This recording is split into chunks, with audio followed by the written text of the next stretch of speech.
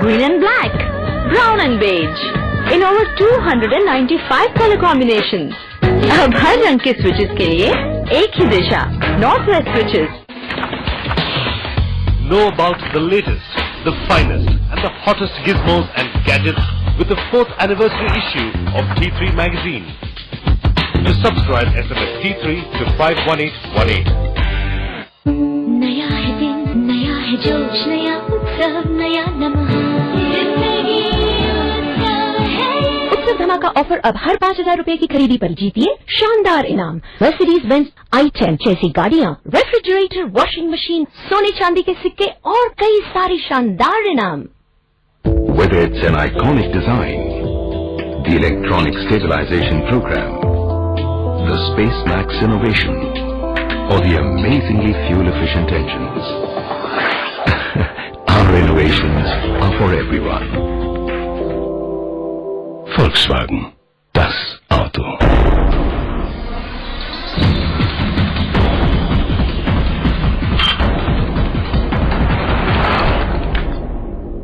आपने देखा कि किस तरह से अमेरिकी बाजारों में और अमेरिकी इकोनॉमी में आने वाले डेटा न सिर्फ उनके बाजारों के लिए बल्कि हमारे बाजारों के लिए भी इंपॉर्टेंट होते हैं और ब्रॉडर मार्केट किस तरह से उन डेटा के बेसिस पर मूव करते हैं। अमेरिका के बाजार ऊपर या नीचे जाते हैं और उसके बाद हमारे बाजार भी उसे ट्रेंड को फॉलो करने की कोशिश करते हैं। लेकिन एक और डेटा इस वक्त जो सबसे ज्यादा चर्चा में वो है डॉलर इंडेक्स। किस तरह से डॉलर दूसरी करेंसीज के मुकाबले में ऊपर नीचे होता है और उसका बाजारों पर क्या असर पड़ता है।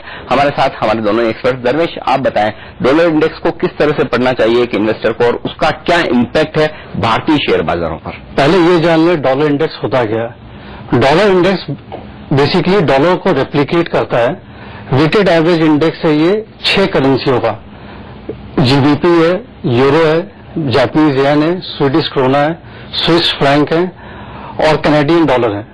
इसमें सबसे ज्यादा वेट जीबीपी एंड यूरो का 70% वेटेज इनसे आता है। डॉलर इंडेक्स इसलिए इंपॉर्टेंट होता है अगर डॉलर में तेजी आ रही है यानी डॉलर मजबूत हो रहा है तो यूएस इकोनॉमी पे इसका नेगेटिव इम्पैक्ट आता है क्योंकि वो इंपोर्ट ज्यादा करते हैं। जी, वो इंपोर्ट ज्यादा करते हैं और एक्सपोर्ट्स जो है उनके वो हर्ट हो जाते हैं, ठीक बात, वो महंगे हो जाते हैं। इमर्जिंग मार्केट के लिए, यूरोपियन मार्केट के लिए ये थोड़ा अच्छा है, लेकिन अगर हम लोग जीडीपी के पॉइंट ऑफ व्यू से देखें तो यूएस सबसे बड़ा कंज्यूमर है, तो यूएस इकोनॉमी का वीकनेस किसी के लिए अच्छा नहीं है। दूसरा क्या है, कॉस्ट ऑफ फंड बढ़ जाता है, तो शेयर बाजारों में जो यूएस के लोग हैं वो कम पैसा लगाते हैं। 2000 से जो कोरिलेशन हमने देखा डॉलर इंडेक्स का, फिर तो ये घूम फिर के वैसी बात हो गई कि एक तरफ अच्छा है एक तरफ खराब है, तो फिर इसको समझे कैसे, क्या मतलब निकाला जाए? जी, इसका सीधा सीधा मतलब ये है कि अगर डॉलर इंडेक्स स्ट्रेंथन होता है तो इकोनॉमी के लिए इसे खराब माना जाता है। 2000 से इसका डायरेक्ट कनेक्शन देखा गया इक्विटी मार्केट के साथ। जब जब डॉलर इंडेक्स तेजी में आई है इक्विटी मार्केट में गिरावट देखने को मिला है। एक दो इंस्टेंस को छोड़ दे तो ठीक बात है। और जब डॉलर इंडेक्स नीचे आता है तो इक्विटी मार्केट में तेजी देखने को मिलती है। यानी कि अगर एक आम इन्वेस्टर के लिहाज से समझा जाए तो ये ठीक है कि अगर डॉलर, यूरो या फिर पाउंड के मुकाबले में मजबूत होता है तो जनरली, हर बार नहीं, जनरली इक्विटी मार्केट के लिए वो अच्छा है जी। और अगर ये कमजोर होता है तो फिर उसको किस तरह से देखा जाए?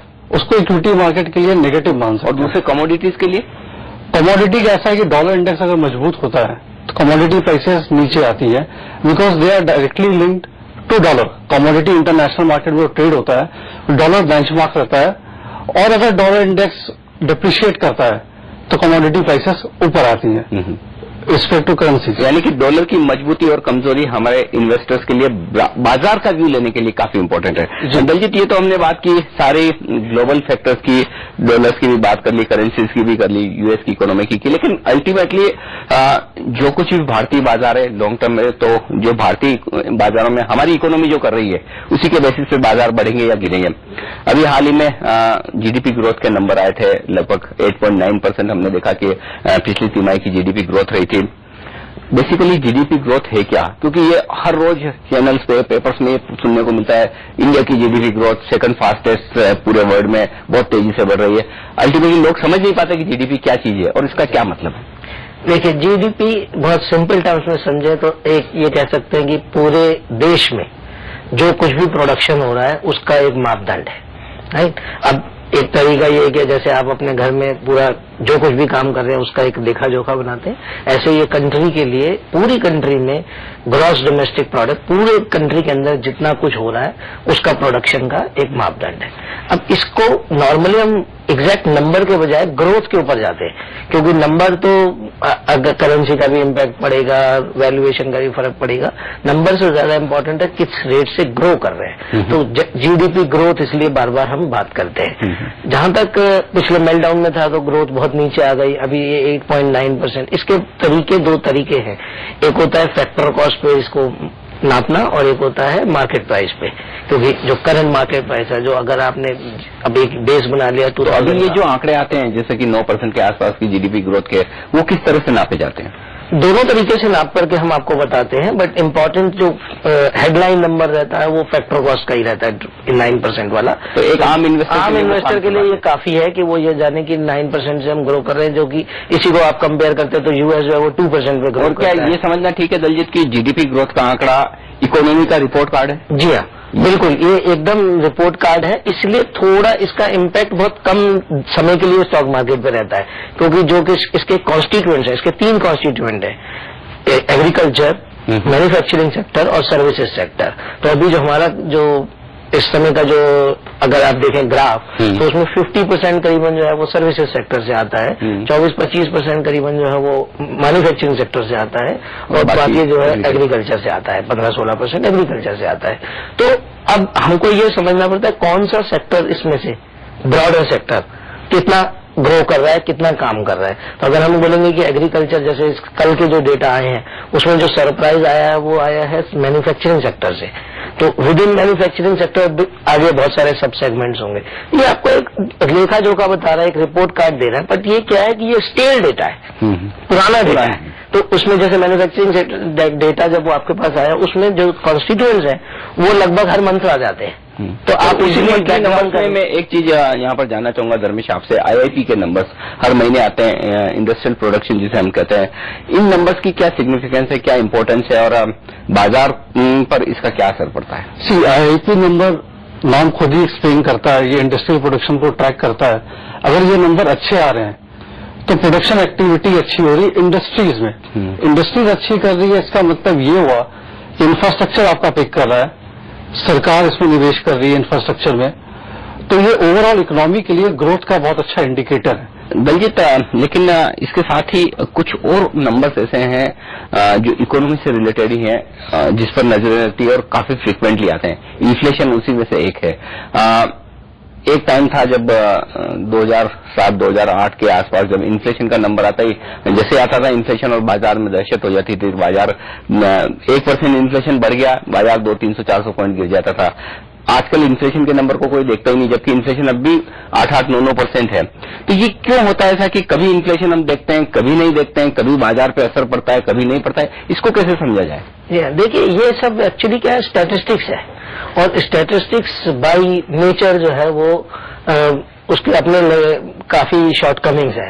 इन्फ्लेशन क्या है, पॉइंट टू पॉइंट है। तो यानी कि अगर आज आप 1 दिसंबर को निकाल रहे हैं, या तो अगले साल 1 दिसंबर को क्या होगा, अब इसके बीच में बहुत कुछ ऊपर नीचे हो चुका होगा। इसलिए इसकी इंपॉर्टेंस क्या है कि अभी मान लीजिए इस बार बेस इफेक्ट ज्यादा हो गया, सपोज किसी रीजन से, तो जैसे आपने जो बोला 2007-8 में ऑयल प्राइस $145 था, तो उस समय नेचुरल है कि इन्फ्लेशन, हम लोग इंपोर्ट करते हैं ऑयल, 90% हमारा इंपोर्ट होता है, तो जब हमारा इंपोर्ट होगा तो हमारा बेस इफेक्ट बढ़ गया। अब जब नेक्स्ट ईयर वो $25 रह गया तो आपका ऑटोमेटिकली वो कम हो गया। तो आपने कुछ किया नहीं, बट वो स्टैटिस्टिक्स ने उसको कर दिया कि वो 12% का 7%। जब साल दर साल आप कंपेयर करते हैं तो वो इफेक्ट जो है उसका कोई बहुत इसलिए मायने नहीं रहता है। मोर इम्पोर्टेंट है कि अगर एक्चुअली देखें तो डिस्कनेक्ट भी है। बाजार में आप जाते हैं तो आप बोलते हैं, ऐसा लग रहा है कि महंगाई एक्चुअली इस वक्त ज्यादा है 2007-8 के मुकाबले में, लेकिन बाजार में पैनिक इस वक्त नहीं है, तब था। तो वो क्योंकि आपको वो नंबर दिखाई देता था, बड़ा ऊंचा नंबर 12%, 15%, तो आप बोलते थे अरे बहुत बढ़ गया, अभी 7-8% है तो तो आई एम हैप्पी, बट ऐसा नहीं है एक्चुअली। तो इन्फ्लेशन से, और दूसरा नुकसान है इन्फ्लेशन से क्या होता है कि आपके मनी की वैल्यू जो है वो घट रही है। तो अगर बैंक का रेट ऑफ इंटरेस्ट, जितना ज्यादा इन्फ्लेशन उतना ज्यादा आपके पैसे की वैल्यू घट रही है, तो उस लिहाज से इन्फ्लेशन ज्यादा होना बाजार के लिए नेगेटिव है। बिल्कुल। तो ये बात हुई इन्फ्लेशन और कुछ और डोमेस्टिक फैक्टर्स की, लेकिन इसके अलावा कुछ और इंटरेस्टिंग बातें हैं। क्रेडिट पॉलिसी, इसका क्या मतलब होता है आपके लिए? किस तरह से क्रेडिट पॉलिसी की वजह से सेक्टर्स और स्टॉक्स पर इंपैक्ट आता है? और कुछ और इंपॉर्टेंट आंकड़े जो बाजार में लगातार आते हैं, आप देखते हैं ऑटो नंबर्स, टेलीकॉम नंबर्स, इनका क्या मतलब निकाला जाए और इससे किस तरह से आपके निवेश को फायदा हो, ये जानेंगे हमारे एक्सपर्ट से इस छोटे से ब्रेक के बाद।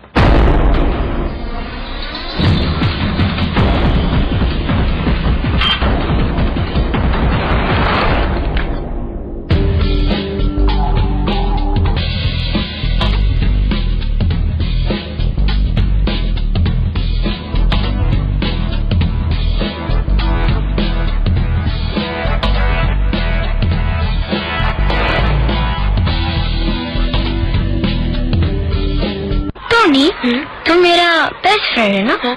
मैं तुझे एक सीक्रेट बताऊं?